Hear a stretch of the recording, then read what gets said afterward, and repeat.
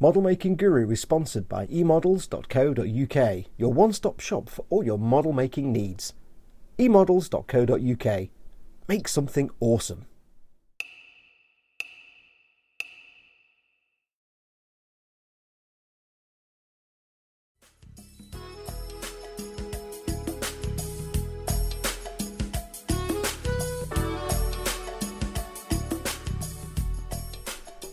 Hey everyone, it's Foxx from modelmakingguru.com here. Hello, welcome to the first and very late video in the Metal Gear Beargguy build. Which, if you remember, I ran a competition to design a Beargguy, and the winner won this model, and this is what the winner is going to win when it's finished.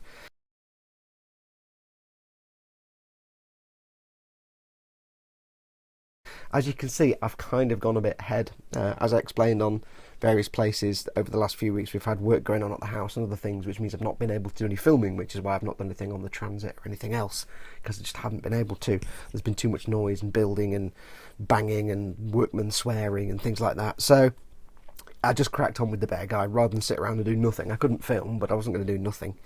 As you can see, it's pretty much done. Still a couple of bits I need to do now. I did make notice of the fact that although I'm making Hideo Kojima and Big Boss, kind of looks like Will and Norm from Tested doing cosplay. Yeah, it's kind of cool. Cool to the point that Norm became aware of my tweet and retweeted it. So how cool is that? If you know tested.com, it looks just like Will and Norm. Anyway, where are we up to? Well, everything's been painted. All the base colours have been done. The Beargguy himself, all the base colours were done in Tamiya paints, Tamiya acrylics, airbrushed on, UMP primer, and then a blast of various mixes and shades. Now I can't give you the exact ones because I can't remember, and they're all various mixes. The base coat was based on, which was this one? No, the inner frame was based on XF22 RLM grey. I think I may have just used that neat. The base colour, this is where I got a bit weird. It was German grey mixed with bits of white and some rubber black, and a custom mix basically was the dark grey colour. The light grey colour was, I think, light blue XF23, but with some, I think, rubber black added in just to darken it a little tiny bit so it wasn't quite so bright. Hideo's suit was medium blue with some black mixed in, and just obviously flat white. I think that's where I went. And the brown, that was a Citadel colour. Everything else was Citadel colours. That's a really bad explanation of the colours. It's because I kind of custom mixed some shades and then I forgot what they were and I've put all my paints away, so duh. The heads are totally done. 99, in fact, yes, all done in Citadel paints. I used a custom mix of, let me get the paints. Okay, the paints have been acquired. So, what was painted on? Well, apart from the Tamiya base coats for the main bodies, these little bits of weathering, the highlights on the armour, they were simply brush painted on with Administratum Grey. The knee pads were painted in the same German grey and black mix. And it was German grey and Tamiya flat white actually for the dark parts, but then brushed over the top was the crinkly effect with, again, just some Administratum Grey, just brushed on. 2 thin coats, then you paint. The heads, the flesh tone was a mix of Cadian flesh tone, Kislev flesh, and Ceramite white. I can't remember the exact mix because I made it up as I went along. Now this was airbrushed on, and all I did was I got the paint mixed together, added some UMP airbrush thinner, and sprayed it on through my 0.5 needle Iwata Revolution. And it's beautiful. It went on beautifully. These actually airbrush really well. If you thin them down, they airbrush really, really well. There is a downside. The downside is cleaning your airbrush out is a living nightmare, because these paints are, for some reason, when you put the paint on the model, it scrapes off easily. But when you put the paint through an airbrush or on a piece of tile for a palette, it's impossible to get off. So yeah, it took a bit of cleaning through the airbrush. So I would say if you're going to airbrush non-airbrush Citadel paints, use a solvent-safe airbrush so that when you need to clean it out, you can get the strongest solvents like alcohols and things in there just to get that paint out, because it's going to just stay in there. It's a nightmare. They do air paints, specifically designed for airbrushes, but I don't know, I've not tried those, so there you go. They're supposed to be thin for airbrush. So yeah, if you're going to use Citadel paints through an airbrush, make sure it's one you can put super strong solvents through, because getting that stuff out, I'm not going to be putting them through my Neo anytime soon, because the strongest I can go is airbrush cleaner, and that's not going to happen. So that was all painted. The hair, everything else was brushed on. The little chips are brushed on. The hair was brushed on. Everything on the face is brushed, apart from the base colour of the flesh. The hair for Will, or Big Boss, is quite simply Gawthor brown, painted on as a base coat first, and then little brush marks were added, highlights and lowlights, and it was simply adding some ceramite white and some Abaddon black, or as Skipper Ted likes to call it, Ardon black, yeah, to the Gawthor brown to make different colours, and you got this quite nice sort of hair effect. Not perfect, but hey, I've never painted hair before on a flat surface, so it came out not too bad. The scars were just neat Cadian flesh tone for Hideo, as that rolls away. Come back. For Hideo, the hair was dead simple. That was just simply Mechanicus standard grey, and then I think it was painted black first, so it was Abaddon black first. Don't know why I showed you the pots. Abaddon black, and then the grey areas were Mechanicus standard grey. And again, it's all brush painting. The only thing that was airbrushed was the base flesh tone. Let's have a look. There was some custom work done. Oh, the arm is simply, if I remember rightly, it is just, is it Mephiston red, or is it Evil Sons? I think it's just Mephiston red. The whole thing was painted Mephiston red. But before that went on, it was given a base coat of the black primer, the Chaos Black Primer, and then it was dry brushed with Runefang. No, it wasn't. It was dry brushed with Stormhost Silver all over completely. The masking fluid was put on there for the big chips. It was then airbrushed with the Mephiston red, and then the paint chips were removed. And then over the top of that, I just got a piece of sponge and went over with some of the Stormhost Silver again, just to get the smaller speckles. The gold strip is a mixture of... I haven't got the bottles with me. Balthazar Gold, which was the base coat. And then I went over that with Auric Armour Gold over the top, just a couple of times.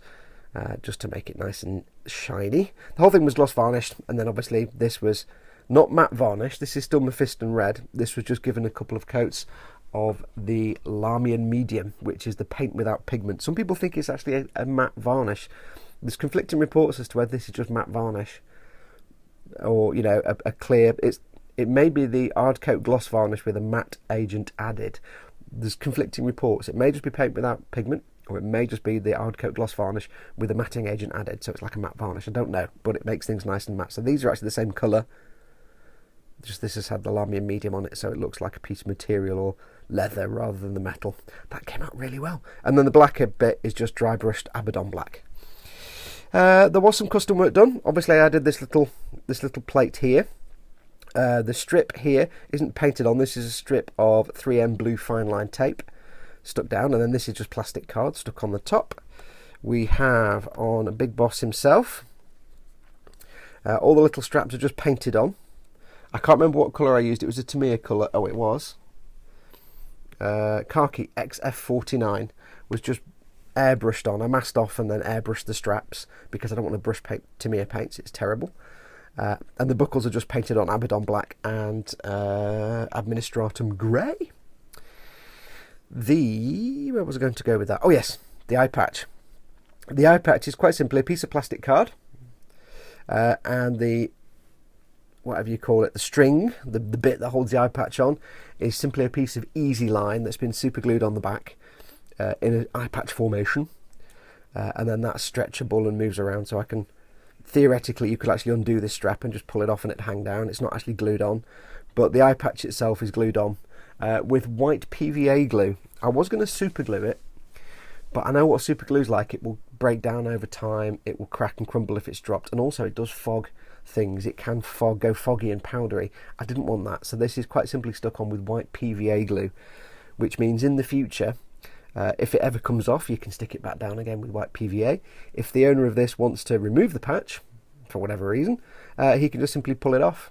The strap isn't glued down, and you could peel off all the PVA glue, and your paintwork will be fine underneath, and you can go back and reattach it if you wanted to, say, replace the eye patch or something.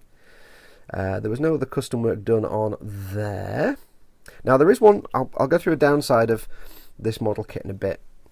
The Hideo figure, 2 bits of custom work. The little exclamation mark tie, which I thought should be red actually, but in the design it's black, so we painted it black. Just a piece of plastic card cut into 2 little shapes, the bottom bit and the top bit. And the glasses I found on eBay. They are add-on parts for the 1/6 scale Iron Man figure, but the bloke without the Iron Man outfit, whatever his name is, Bob Iron Man, I can't remember his name, Tony Stark. I don't know why it blanked then. You can apparently get like a 1/6 scale Tony Stark figure, and you can get these glasses to go on him, and they're just a piece of metal. It's like photo etch. I just cut the arms off and glued him on. Now it has fallen off once. It's glued on with Tamiya. I made a terrible mistake. I did all the painting and then realised I hadn't put the glasses on. So very carefully I scratched a little bit of paint off of the face. I added a little tiny piece of plastic card behind the back of the metal, and then used the Tamiya extra thin cement to glue the glasses on very, very carefully in the spot where I'd scraped the paint off. They're on there. They're stable. They're not going to come off, but I have almost broken them off once. So, Mr. Person that won this, when you get this, don't ever, ever, ever, ever touch the head, because if you ping those glasses off, good luck trying to get them back on again. Luckily, I managed to get them on without f***ing up the paintwork, which is nice. So, there you go. I just did a swear.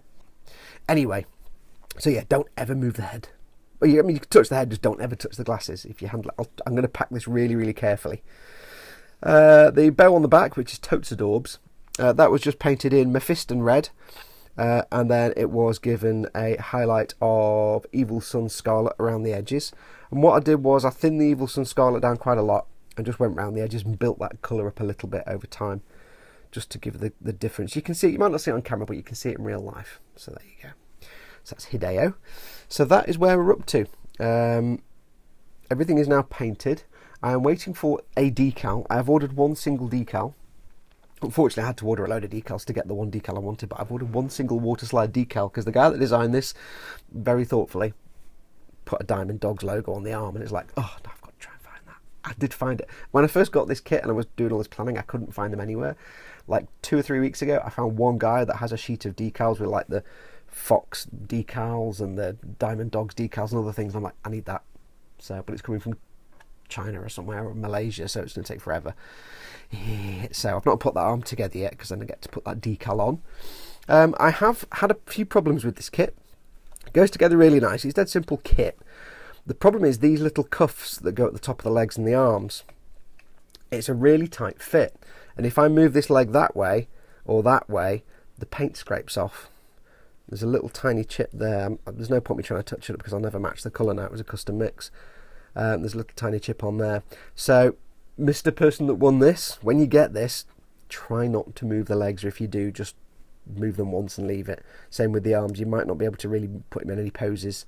So, yeah, you don't want to do that because you might scrape paint off. Once the matte varnish and stuff goes on this at the end, then obviously it'll be nice and protected from handling, but I wouldn't recommend moving the legs too much,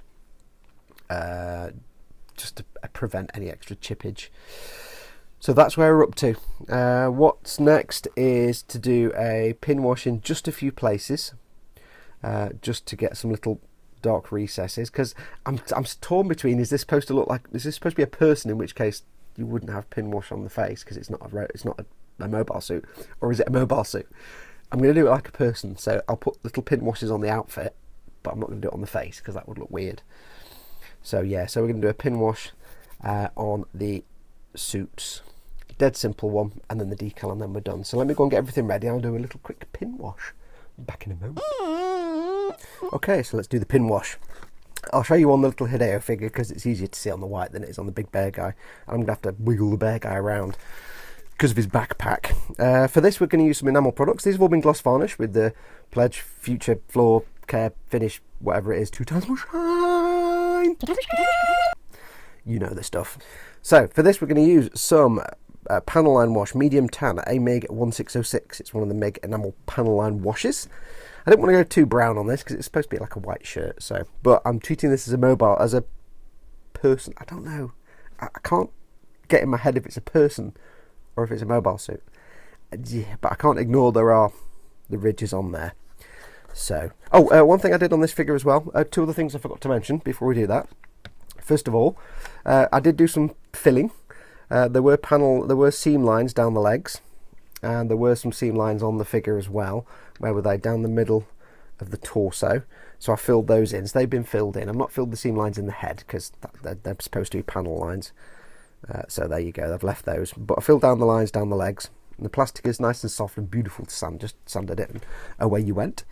The other thing I did was, because somebody recommended, I can't remember who it was, so apologies, but somebody on Instagram said, "You've not done a cardboard box." So I did a cardboard box. It's just plastic card, and it's obviously got the orange, because, hey, Metal Gear Solid 4, I know it's not Metal Gear Solid 5, but, you know, shut up. So I just did a cardboard box, and this was quite actually easy to get the kind of ribbed effect.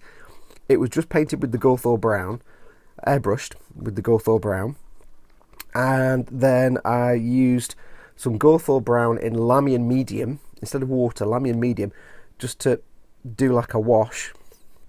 But when I got the brush, instead of just covering the wash like that, what I did was I did the wash like this, in stripes. And as it dried, obviously where they overlapped, the pigment accumulated, and you got those kind of stripes. So it literally took me, after the building of this, it took me about 10 minutes to paint it, because it was literally just going that. So I'm just using the streaks from the painting of the wash. Again, using Lamian Medium, not using water. And it just came that nice kind of ridge look. So most of that is pure fluke. Then it was given over with some pastels, some Tamiya Weathering pastels. I can't remember which ones I used, I'm afraid. And the little details, this was all done with the Uniposca paint pens, so black and orange and white.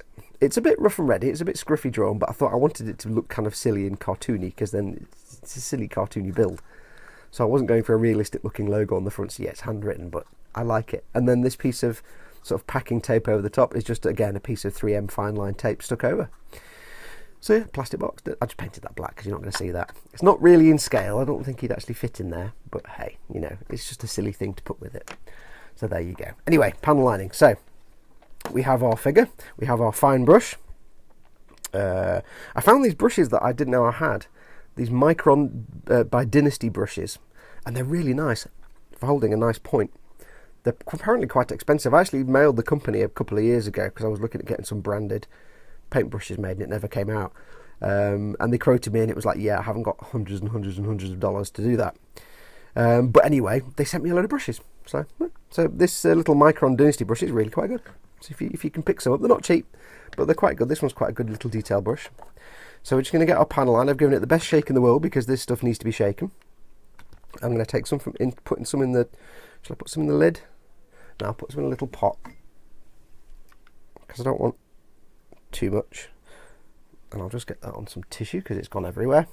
Now the stuff with these panel line washes or any of these kind of ammo products is they're very messy and they will go everywhere. So just, especially when you shake them, you have to regularly shake the bottle. So when you do, just make sure the lid is on properly and shake it away from your model. Don't just put the lid on and shake it there because it'll go everywhere. Trust me on this. Trust me on this. If you're going to shake the bottle, put the lid on, turn around, shake it in the distance. There you go. Anyway, so how do we do a panel line wash? You've seen me do it before. Dead easy. 2 stages. First stage, put the panel line wash on there. And now you can be as messy as you like. You don't have to be neat with this bit. It's quite simply touch it to the panel lines. Now the gloss varnish means it should run a little bit through capillary action. It probably won't. It doesn't always. But it should do. I'm being super careful here not to actually touch the glasses because they will come off and then I'll be very sad because the whole model will be ruined. So just go along there like that. And that's that done. So what I need to do now is leave that to dry for sort of 10 minutes, 15 minutes. And then once that's dry, we'll do the next step. And it looks quite stark now, but it will fade as it dries. The thing with any panel line wash type product or any kind of wash you do in a panel line, it always looks great when it's wet. As soon as you let it dry, it's like, oh well, never mind. so sometimes it can take a couple of coats, but I don't want anything too drastic on here because this is supposed to be nice and simple. So let me leave that to dry for a minute. When we come back, I'll show you the next step. Back in a moment. Okay, so the paint's had about 10 or 15 minutes to dry, about 10 minutes. I've also done some of the dark wash. Now what I did off camera was I also went around the big Beargguy figure and the bottom of these shoes with some panel line wash blue black AMIG 1617. It's just a darker panel line colour, and that works better on the darker browns and on the greys for his sneaking suit. So the next step couldn't be easier. This had about 10 minutes to dry. What do we do to clean up this panel line? Well, because we gloss varnished it and we've only left it 5 or 10 minutes, we don't need to use any products. We can just use a cotton bud or cotton swab or Q-tip, as our colonial cousins would call it. So all we need to do is dead simple, is rub it off basically. It's not had time to fully cure and stick to the surface. Now because the lines go this way, we're going to go this way with the cotton bud, and we're just going to quite simply rub it off.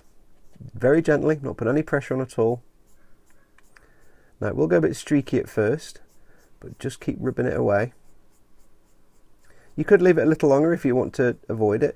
I'd say maximum leave it about 20-25 minutes at the most. It will leave a little bit of colour on the surface, but not much.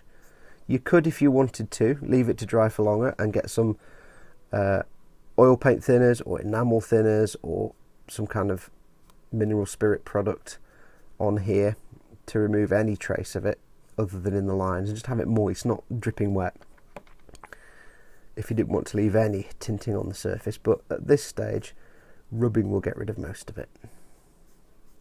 Let's get another one. So think of it like it's almost like a gun wash in a way, I suppose, but you're not really using oil paints. Okay, so that is going to do. And as you can see how gingerly I'm holding this thing. I don't want to break these glasses at all. As you can see, it's done a pretty good job. It's just picked out those panel lines, but it's not really made a mess of anything else. So I'm going to leave the rest of the sneaking suit on Big Boss to dry. I need to leave these to dry for a little bit. And then when that's done, I've also done some on the arms. You can see here, if I just put it to one side. Done some on the arms, just went around the inside of the cannon bit, whatever that is, and also went around the strap on this arm. On the other arm, I just did on the suit, on the sneaking suit. Let me just grab him, I'll show you. Sneaking suit, I did around these chest parts, all the little recessed areas on the chest, and bits on the feet. And I've got to do the back yet. I'm just waiting for the front bit to dry a bit more so I can go and do the back. Not done anything on the face. One other thing about this kit, the head is very loose. It doesn't stay up. Oh well, never mind. Not a problem. So I'll go and get the rest of that done. Let it dry for a little bit and go and get the rest of that done. And then when we come back, I'll show you what it looks like. And we are back. All the pin wash is now done. Don't know if it'll come out on camera, but you can see there's some down in the front of the thing here and in the little details on the front of the chest. Did the hand. Did a little bit on the back, but not so much that you can see around the backpack and the back of the feet. And I also did underneath the feet as well. I don't know if it'll come out with the lighting, but I wasn't careful on this. I just covered the whole thing in panel line wash, let it dry, and then Q-tipped it off or cotton budded it off. I didn't delicately go around all the panel lines because I just wanted to do the whole thing. So I just, a bit like a gunk wash, just covered the whole flat area and then brushed it all back. Very subtle. So what's left now, I didn't do any more than I've already shown on the Kojima. So what's left now is need to let that dry for a few days. I'm waiting for the decal turn up, so that could be any time in the next week or two. So everything stops now until the decal. I can't go over any matte varnish because I need the gloss varnish for the decal. So get that on. When that turns up, we'll film another one of these, stick it on, get it matte varnished, and that'll be it. So this is going to go back in the box until that happens, until the decal arrives. Apologies, like I say, I've not been doing much the last week or two. It's just because there's been stuff going on. I haven't been able to film, so I haven't done my e-models build either. Plan for this week, hopefully, is tomorrow's Monday, so start of the week I'll start filming the next episode of the Transit Van Free models. And obviously once I film that and send that off to them, you're not going to see it for a week on my channel because it has to be on their channel for a week. So that's going to be a week or two before you see that, unless you watch it on e-models channel, obviously. But we'll do that. I'll get the next episode for that done and filmed, and put that to one side, and then I'll make a start on the next build before I start the big Eagle transporter for E-models, because what I want to do is when I film those, like, you know, there's a week delay between when they get it and then when you guys see it, so get as much as I can on the transit for the start of this week, put that to one side, and then the next project, which will be before the Eagle transporter, hopefully I can do it quickly and get it done in a week or two. You know what I'm like, that'll take 6 months. Maybe the Buster Gundam, I'm hoping to do that as a brush paint job, not as an airbrush job. See what happens if I try and paint a Gundam with brush painting and the Citadel paints. So hopefully by the end of this week I'll have started on that. I think it's all denubbed and ready to go. It just needs priming and the work to start. So fingers crossed. As you know, my plans, they always change at the last minute, so I could end up doing nothing. Hopefully not. So stay tuned for the next one of this. When the decal arrives, we'll get the last episode done and show it off. The transit van will be about a week from now, week and a bit, because I want to make it first. So hopefully later this week I shall be able to post up at the start of the Buster Gundam, and I want to make that a quick one before because I want to get on with that Eagle transporter, but I know that's 3 models, so I need something in the meantime just to give you something. So that's going to do it for this episode. Only a real quick one. Apologies, a bit of a crappy episode. It's a show and tell episode. There's not much for me to do, but I'd rather show you not much and have a video for you to watch than show you nothing at all and just stay quiet for another few days. So stay tuned for this one and all the other stuff. Thank you so much for watching. As always, go off and make something cool. I'm really liking these. Get yourself a Beargguy kit. They're ripe for customization. Few issues with the fit and the paint. You know, if you're going to be posing it, it might scrape paint off, like with these sort of caps over the arms and legs, and around the back of the knees and things. So obviously keep your coats of paint thin. But that's going to do it. Take care of yourselves. Go make something awesome. Go be awesome. Adios amigos.